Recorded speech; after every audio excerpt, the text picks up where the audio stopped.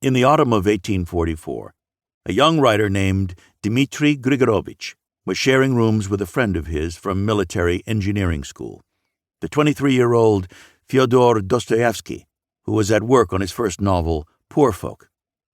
Through Grigorovich, the finished manuscript reached the hands of Vissarion Belinsky, the most influential critic of the time, whose enthusiasm launched Dostoevsky's career.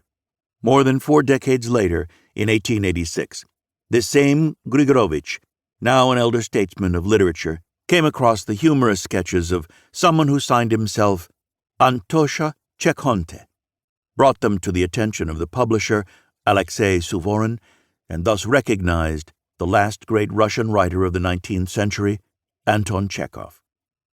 Grigorovich also wrote to the young man himself, scolding him for not taking his work seriously and for hiding behind a pseudonym. Chekhov was astonished and deeply moved. In his reply, dated March 28, 1886, after apologizing for scanting his talent, though he suspected he had it, and thanking Grigorovich for confirming that suspicion, he explained, "In the 5 years I spent hanging around newspaper offices, I became resigned to the general view of my literary insignificance, soon took to looking down on my work, and kept plowing right on. That's the first factor. The second is that I am a doctor, and up to my ears in medicine. The saying about chasing 2 hares at once has never robbed anybody of more sleep than it has me. The only reason I am writing all this is to justify my grievous sin in your eyes to some small degree. Until now, I treated my literary work extremely frivolously, casually, nonchalantly. I can't remember working on a single story for more than a day, and The Huntsman, which you so enjoyed, I wrote in a bathing house. All my hope lies in the future. I'm still only 26. I may manage to accomplish something yet, though time is flying." Just a month earlier, Chekhov had written to a friend saying that his real commitment was to medicine, while literature was a mistress he would one day abandon. Now he likened the effect of Grigorovich's letter on him to a governor's order to leave town within 24 hours. And he obeyed the order. He began to write less and work more.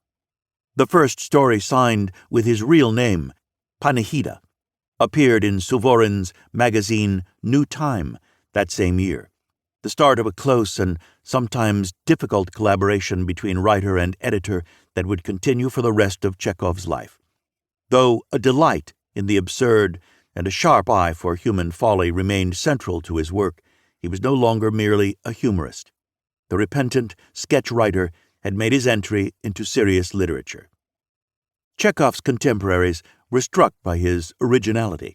He invented a new kind of story, which opened up areas of life that had not yet been explored by Russian literature.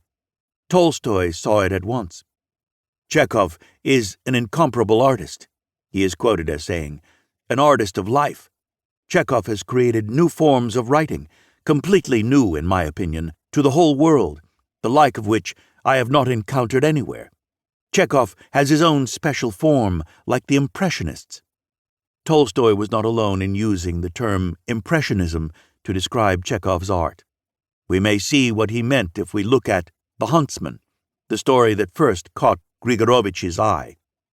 Written entirely in the present tense, it opens with some fragmentary observations about the weather, a brief but vivid and, typically for Chekhov, slightly anthropomorphized description of the fields and forest, a few spots of color, the red shirt and white cap of the huntsman. A woman appears out of nowhere. She and the huntsman talk, she tenderly and reproachfully, he boastfully and casually. Ashamed of her joy, she covers her mouth with her hand. He scratches his arm, stretches, follows some wild ducks with his eyes. It is clear from what he says that they cannot live together. He gets up and leaves. She watches him go. Her gaze moves over the tall, skinny figure of her husband and caresses and fondles it.